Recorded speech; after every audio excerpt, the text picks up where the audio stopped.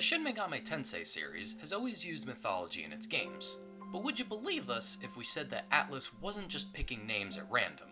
A lot of the personas or demons are based on mythological creatures, deities, and even a few historical figures. However, knowing the deeper meaning of these personas kinda spoils or foreshadows the story if you don't know who's who. Today, we're going to be tackling Persona 3. Why 3 instead of the more recent 5? Well, we feel like it's best to start where the series got popular. That being said, here's our huge spoiler warning, just in case you haven't played it. If mythology is up your alley, or you just want to learn more about the series, grab your evoker and let's dive right in. So let's get the ball rolling with the main protagonist. When he first awakens to his persona, he summons an Orpheus. In Greek mythology, the tale of Orpheus is a tragic one.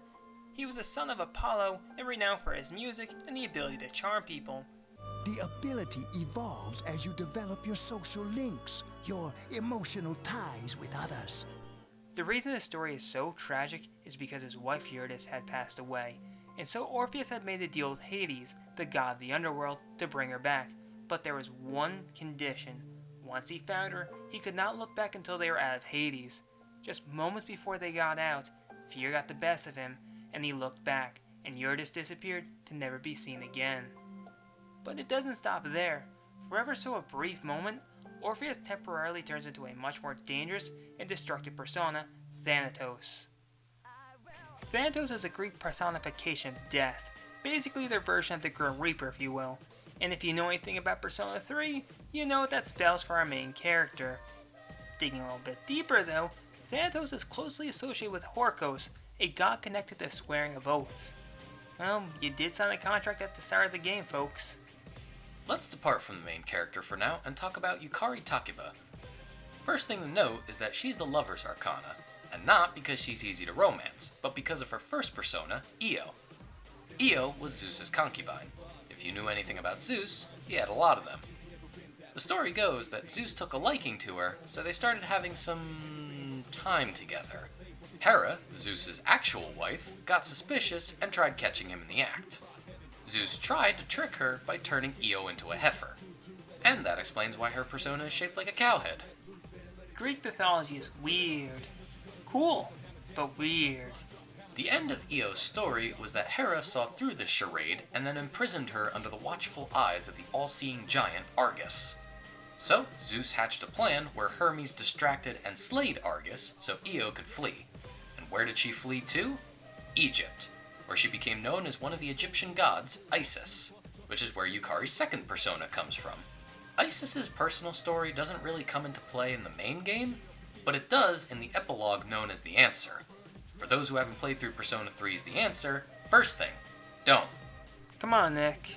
Alright, the second thing is that Yukari wants to bring back the main protagonist, which parallels Isis's story about wanting to resurrect Osiris to be her lover again after he was murdered, just like Yukari wants. Moving on to Junpei, he has the persona Hermes, known for being the patron god of thieves, athletes, and travelers. While he has a bit of a reputation of being a trickster, he was known for being a messenger between the gods and the mortals. So being a bit of a delinquent, as well as athletically inclined, sounds like Junpei. But that's where the similarities end. Hermes was also known for being the god of eloquence, trade, and literature, traits that Junpei lacks.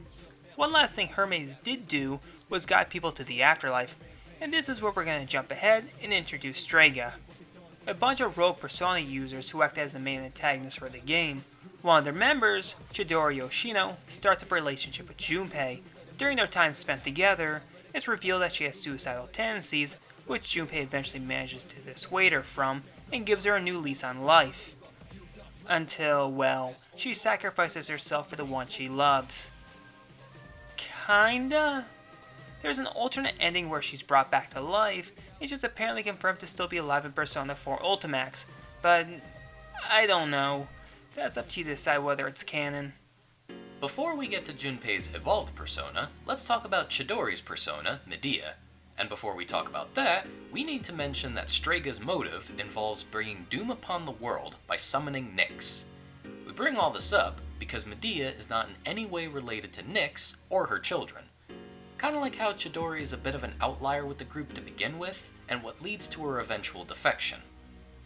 Medea's mythology is that she fell in love with Jason of the Argonauts, whom in this case is Junpei, and defies King Creon, whom in this case is Takaya Sakaki, leader of Strega. The reason her persona looks a bit like a goat is because of a story in which Medea wanted to prove her abilities of healing and restoration by butchering a ram and then putting it back together. It's these same healing abilities that saves Junpei from death at the cost of her own life, but not before combining her persona with Junpei's, linked to his evolved persona, Trismegistus. Hermes Trismegistus, which in ancient Greek meant thrice great as Hermes, is a union of two gods, the Greek Hermes and the Egyptian Thoth, except in this case it was Medea, but whatever, just roll with it. Trismegistus was viewed as the god of alchemy, wisdom, and astrology. Which is pretty on the nose for a literal interpretation of Junpei's Arcana, the magician, but as for Junpei the character, not so much. I don't know, Nick. I think he got a little bit more mature in the late game. He did, but I still wouldn't call him the epitome of wisdom. As much as we love you, Junpei, I have to agree. Normally this is where we talk about Akihiko, since he's next to join, but we're going to save him for later because his story intersects with the other characters. Don't worry, it'll make sense in a moment. For now, let's focus on everyone's favorite ice queen, Mitsuru Kirijo, and her persona, Penthesilea. Penthesilea is the daughter of Otrera, who founded and was queen of the Amazons, which, given that Mitsuru's Arcana is Empress, is pretty fitting. The story of Penthesilea is that she killed her own sister, Hippotlia, while hunting deer. Grief-stricken and riddled with guilt, she wanted to die, but being a warrior, the only proper way to die is in battle, and so she joined the Trojan Wars. Now, Mitsuru doesn't have any siblings, but she does have a father who gets killed, and she feels responsible for his death. When she accepts that his death was not her fault, this causes her persona to evolve into Artemisia. This persona is based off a real-life person, Artemisia, the first of Caria. In the 5th century, after her husband died, she became queen, but she took it upon herself to become a military tactician and advisor to the Persian army led by King Xerxes. As you can see, Mitsuru's story perfectly lines up with both personas, as she's the head of her family, and she's also known as an excellent tactician. Time to wind down a bit with a persona and character who are much simpler. Let's talk about Koromaru. Oh, look at this cute little pooch. Cute and kick-ass. Koromaru's story is that his owner was a priest of Naganaki Shrine, a location in the game, who died in an accident, and so Koromaru swore to protect the shrine at all cost. This sense of duty gave birth to his persona, Cerberus. In mythology, Cerberus is the three-headed dog who acts as the guardian of the underworld to prevent the dead from leaving. This is pretty simple, but can we go deeper? Koromaru's story is very similar to the real-life story of Hachiko. Grab some tissues, guys, because it's about to get real sad.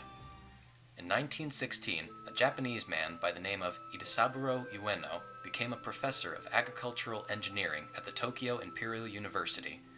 Ueno adopted an Akita Inu, who followed him everywhere he went, including to the Shibuya station where he had to get on the train to go to work. Hachiko memorized the train schedule and waited patiently every day for his master to return. Until May 21st, 1925, Ueno had a cerebral hemorrhage and died. Not understanding that his master would never come back, Hachiko continued to wait for almost 10 years until he also died of terminal cancer and canine heartworms. His legacy is one of unwavering loyalty that is stuck with the hearts and minds of the people of Japan even to this day. Dogs truly are man's best friend. Are you crying? No! Let's give Nick a moment and let's move on to the first character to join C's, Fuuka Yamagishi. Fuuka's initial persona is Lucia. Saint Lucia, or Lucy as she was also known as, was a martyr in the 6th century who was betrothed to a pagan noble who did not take very kindly to her vow to stay a virgin in the name of God and to live off alms or donations. So her husband-to-be reported her as Catholic to the magistrate.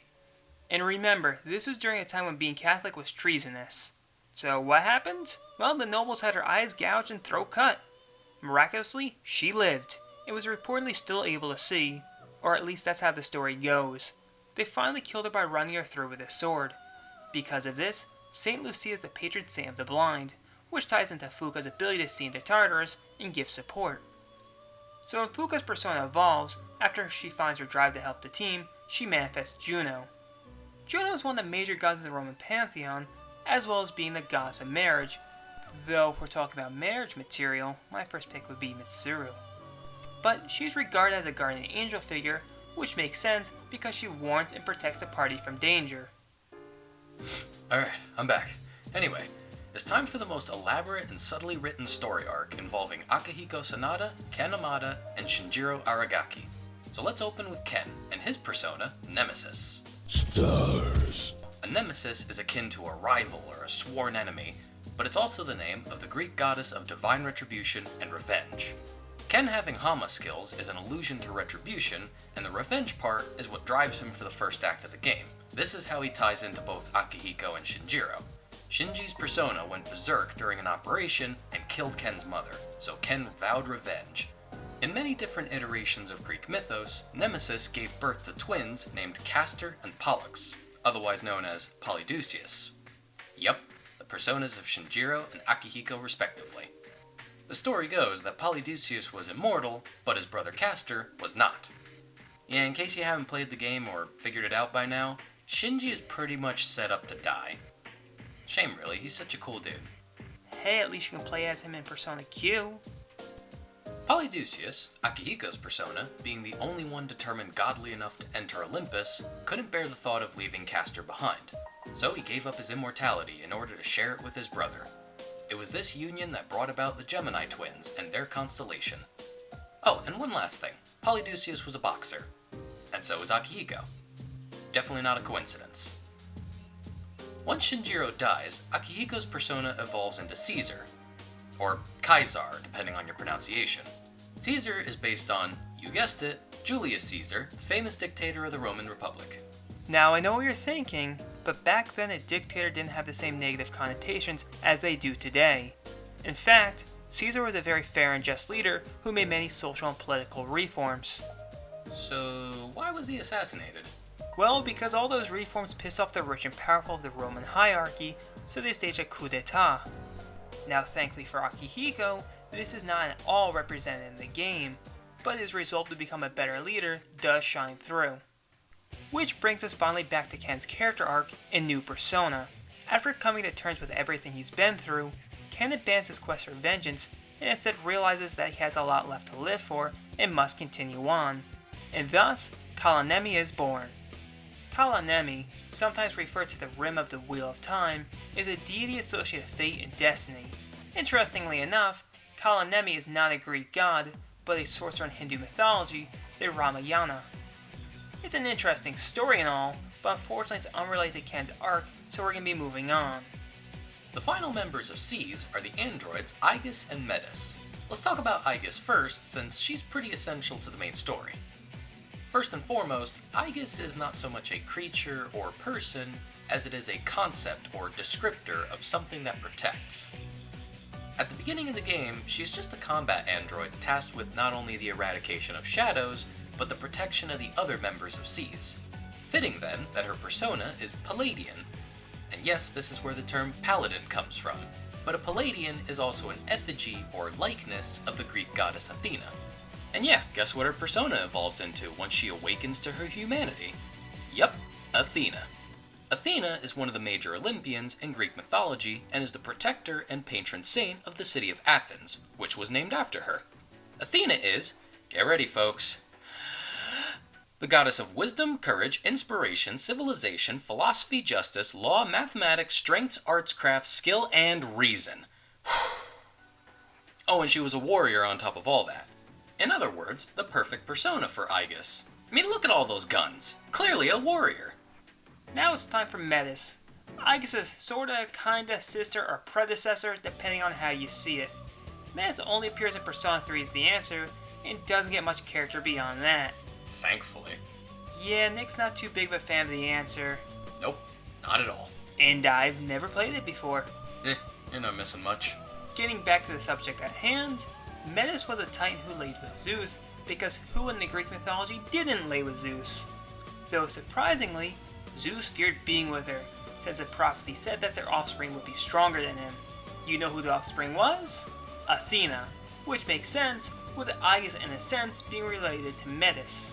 As such, the two are very similar in that regard, both representing wisdom and craft. Metis' persona Psyche was known for being very vain, boasting that she was more beautiful than Aphrodite. Psyche is also a word that means a human soul or mind, which I suppose parallels Metis' and Aigis' relationship with each other. Now it's time for the baddies. We had mentioned Strega before, but we only talked at length about Chidori. Let's take a look at Shinjiro and his persona, Moros. Moros, besides being the origin of the word morose, is the herald of impending doom and suffering. Jin is the right-hand man to the head of Strega, Takaya Sakaki. This Jesus Christ wannabe is ironically the Wheel of Fortune Arcana, with his persona, Hypnos, the Greek god of sleep. Not too intimidating, until you realize that his goal is to give everyone the big sleep, i.e. death. So you remember earlier when we talked about Thanatos? Here's the big kicker. Thanatos, Hypnos, and Moros are all brothers, all of them tied to the finality of mortality.